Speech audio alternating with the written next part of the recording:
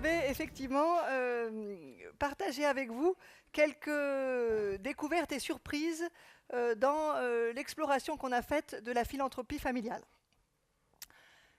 La philanthropie familiale, on a passé pas mal de temps à la fois avec un groupe d'étudiants et puis ensuite avec Arthur à rencontrer des familles qui avaient décidé de s'engager pour développer des projets de soutien à des causes d'intérêt général. Donc, qui avaient décidé d'allouer une partie de leurs ressources à des causes d'intérêt général. Et le premier constat qu'on a porté quand on a commencé à s'intéresser à ce sujet-là, c'est que ce secteur-là, des fondations familiales, ou ce champ de la philanthropie familiale, est un champ en France en plein essor. Et c'est quelque chose de nouveau. Si on regarde les 13 dernières années, les 12 dernières années, le nombre de fondations familiales qui reste, je dois l'avouer, une estimation, mais qui est une estimation, je m'appuie sur des données de l'Observatoire de la Fondation de France, donc ça doit forcément être vrai. Et donc, en 12 ans, le nombre de fondations familiales a été multiplié par 3. Ce que ça signifie, c'est qu'on a, pendant cette période, de nombreux individus, de nombreuses familles qui se sont engagés, et ça, c'est une super nouvelle. Une autre super nouvelle, c'est que ce que ça veut dire, c'est qu'il y a de nouveaux dons qui ont pu être apportés grâce à l'engagement de cette famille au service de l'intérêt général. La troisième bonne nouvelle, c'est que ça signifie qu'un nombre plus grand de bénéficiaires a pu bénéficier de ces dons et de cet engagement. Donc, si on s'arrête ici à ce panorama, on va dire, on peut être ravi et quelque part se dire magnifique, on est sur la bonne voie, tout va bien. La réalité, c'est que ce qu'on a découvert aussi en explorant ce secteur, c'est qu'il y a un certain nombre de paradoxes et que ces paradoxes sont liés finalement à certaines des caractéristiques de ce secteur et de la manière dont il se développe. 4 caractéristiques, quelque part, nous font questionner l'enthousiasme qu'on peut avoir en regardant les chiffres de départ. Le premier, c'est qu'on a certes un nombre de plus en plus important de familles et du coup de fondations familiales ou de fonds de dotation familiaux qui se créent. Mais ce que ça signifie aussi, c'est qu'on a un nombre de plus en plus grand d'acteurs, de fondations familiales qui naissent, éventuellement des petites, parce que certaines sont très grandes, mais d'autres ont des tailles plus modestes, et c'est tout à fait légitime. Mais on a du coup un nombre croissant de petits acteurs, entre guillemets, relativement déconnectés les uns des autres. Ce qui peut du coup donner au secteur, si on le regarde de haut, une certaine dimension de dispersion.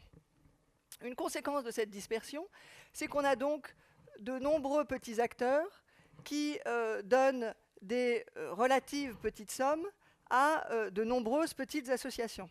Et donc, on a, et là aussi, si on prend un regard très macro, il y a évidemment des exceptions à cette description, mais si on regarde à l'échelle macro, on peut avoir l'impression du coup que l'impact attendu est limité du fait de la structure finalement intrinsèque de ce secteur. Autre caractéristique du secteur, c'est que la dimension magnifique de la philanthropie familiale, c'est que ce sont des individus qui, en famille, décident de s'engager dans de la philanthropie alors qu'ils pourraient faire totalement autre chose. Mais la mauvaise nouvelle, entre guillemets, c'est que le fait d'avoir envie de donner n'est pas nécessairement corrélé au fait de connaître très bien les enjeux sociaux et les besoins sociaux sur le terrain, de manière approfondie, ni nécessairement de tout connaître du secteur associatif et de ses besoins et de la manière dont il est pertinent de collaborer avec lui. Et donc on a du coup là aussi une relative, encore une fois, méconnaissance de ce secteur par rapport aux enjeux auxquels il essaye de répondre. Dernière dimension, on a découvert, là aussi dans nos entretiens et dans nos enquêtes, que c'était un secteur qui fonctionnait beaucoup sur la notion de coup de cœur. C'est-à-dire ce sont des individus, des citoyens, qui en famille décident de s'engager. Et assez logiquement et légitimement, quand on décide de donner, on décide de donner à ce qu'on aime, à ce qui nous touche, à ce qui est proche de nous. Et du coup, cette logique de coup de cœur, elle est là aussi potentiellement décorrélée des besoins sociaux sur le terrain. Et pourtant, si on regarde quels sont les besoins sociaux en France aujourd'hui, ils sont énormes. J'ai simplement identifié 3 causes, mais j'aurais pu en prendre d'autres. Le décrochage scolaire. 150 jeunes chaque année en France, 150, ça serait bien, 150 000 jeunes en France chaque année quittent le système scolaire sans avoir obtenu aucun diplôme. Si on y pense, et si on imagine que d'une année sur l'autre, ces 150 000 s'additionnent, on peut imaginer la bombe à retardement, entre guillemets, que ça représente pour la société française demain. Le logement. La Fondation Abbé Pierre, qui chaque année produit un rapport excellent sur le mal logement en France, estime que 3,5 millions de Français sont mal logés. Et ça inclut ceux qui ne sont pas logés du tout, mais également des personnes qui sont dans des logements temporaires, des logements précaires, des logements insalubres. 3,5 millions de Français mal logés. 5 millions, Fondation de France et son étude sur la solitude en France. 5 millions de Français estiment aujourd'hui n'avoir aucune ou très peu de relations, que ce soit avec leur famille, que ce soit avec leurs amis, que ce soit avec leurs voisins, que ce soit avec leur réseau professionnel ou leur réseau affinitaire. 5 millions de Français se décrivent comme intrinsèquement seuls.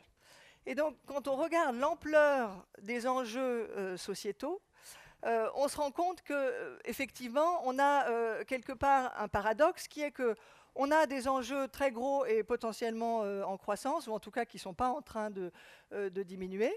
On a de l'autre un nombre d'acteurs familiaux, philanthropes qui émergent, et c'est une bonne nouvelle. Mais le paradoxe, c'est que les deux, finalement, se rencontrent assez peu. C'est-à-dire qu'on a beaucoup de petites réponses apportées par des acteurs un peu disséminés face à des gros besoins. Voilà le paradoxe qu'on a découvert et qui, quelque part, nous a marqué, on va dire, dans cette exploration qu'on a faite du champ de la philanthropie familiale. Alors, la bonne nouvelle, on est optimiste à la base.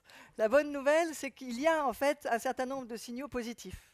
Ces signaux positifs, c'est d'abord qu'on a pu observer que parfois, les fondations familiales, les fonds de dotation familiaux jouent un rôle d'expérimentation, surtout d'identification d'innovation sociale et d'expérimentation de financement de cette innovation, d'accompagnement de l'innovation sociale, rôle que d'autres acteurs ne jouent pas forcément très facilement, du fait de leur distance, du fait de leur taille.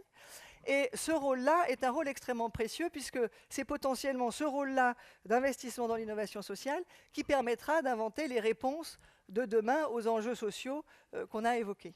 Donc ça, c'est déjà pratiqué par certains et c'est pour nous une source d'espoir importante. Autre source d'espoir, le fait qu'on a pu, là aussi, découvrir avec les différentes fondations qu'on a rencontrées, le fait qu'un nombre croissant d'entre elles, parmi les fondations familiales, intègrent une logique d'investissement à leurs dons. Non pas une logique d'investissement au sens où elles disent « je vais investir et j'attends un retour financier sur investissement », c'est pas ça. Mais en revanche, une démarche qui vise à dire je veux m'intéresser à la manière dont mon don sera le plus efficace possible, je veux éventuellement accompagner ce don et je veux, quelque part, accompagner le bénéficiaire à croître, à grandir et à se développer. Et ça, potentiellement, c'est aussi une source de progrès et d'augmentation de l'impact du secteur. Autre source d'espoir, on a observé que malgré la dispersion et malgré l'éclatement de ce secteur, des actions collectives sont en train de se mettre en œuvre. Des fondations familiales se mettent ensemble autour de la table et se posent la question de comment est-ce qu'ensemble, elles peuvent être plus fortes pour apporter une réponse à un des enjeux qu'on a évoqués là ou à d'autres. Et l'idée de dire qu'on va se mettre autour de la table et on va construire ensemble des solutions, plutôt que de continuer à faire chacun des petits bouts de la solution dans son coin, on voit bien que c'est là aussi une source d'espoir potentiel. Autre source d'espoir, l'expertise qui se développe. On espère avoir apporté notre toute petite pierre à la construction de cette expertise. On voit par ailleurs qu'un certain nombre d'acteurs émergent qui sont soit les grands acteurs, le Centre français des fondations, de grosses fondations comme peuvent l'être la Fondation de France, mais aussi l'émergence de nouveaux, plus petits, entre guillemets, acteurs, qui réunissent les philanthropes familiaux, je pense à l'association Un Esprit de Famille, je pense à d'autres groupes éventuellement, qui réunissent les fondations familiales et les accompagnent dans le partage d'expériences, dans le partage de bonnes pratiques et dans la construction d'une intelligence collective au sein du secteur. Et ça, c'est également une source, on va dire, de satisfaction. Du coup, le paradoxe qu'on a évoqué et qui peut quelque part être une opportunité ratée pour le secteur et qui peut être une source finalement d'un impact moindre que celui auquel on aspire, qui peut aussi être une source de perte de légitimité si on se rend compte que le secteur il est finalement plus utile pour les gens qui s'engagent que pour les bénéficiaires. Et là, je caricature. Les risques sont grands.